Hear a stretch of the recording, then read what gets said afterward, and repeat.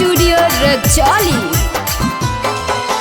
चल गे ही तू ससुरारिया गे पेनी बिहौती साड़िया गे। चल गे ही तू ससुरारिया गे पेनी बिहौती साड़िया गे। भतारा जोरे मजा उठावई नहीं रे भतारा जोरे मजा उठावई कैसे रे? आगे सो गचा गच गचा गच गचा गच गच गच पलंग करे थक मचा मच मच मच गचा गच गचा गच गचा गच गच गच।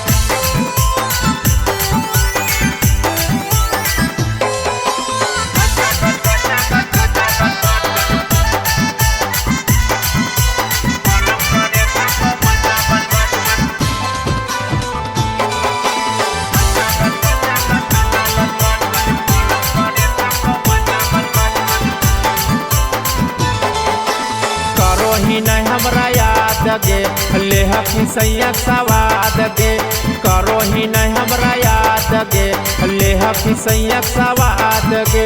भतारा जोरे मजा उठावई नहीं रे भतारा जोरे मजा उठावई तीरे आगे सो गचा गच गचा गच गचा गच गच गच पलंग करे थक मचा मच मच मच गचा गच गचा गच गचा गच गच गच।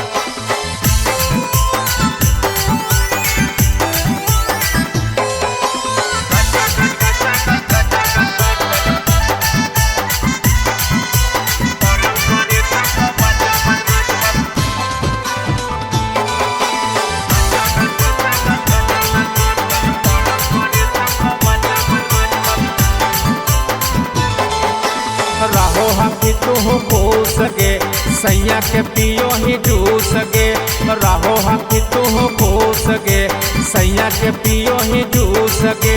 भतारा जोरे ले हकी मजा नहीं रे भतारा जोरे ले हकी मजा कैसे रे?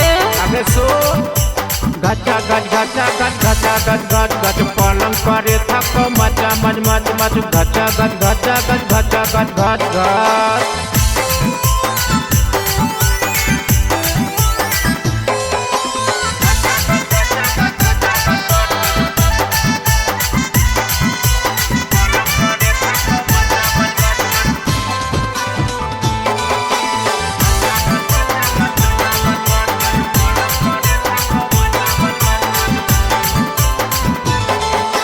संतोष के गेनी भुलाई गे खाहा की सैयक मलाई गे।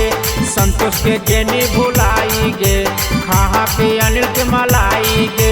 भतारा जोरे मजा उठावई भतारा जोरे मजा उठावई कैसे रे? आगे सो गचा गच गचा गच गचा गच गच गच पलंग करे थक मचा मच मच मच गचा गच गचा गच गचा गच गच गच।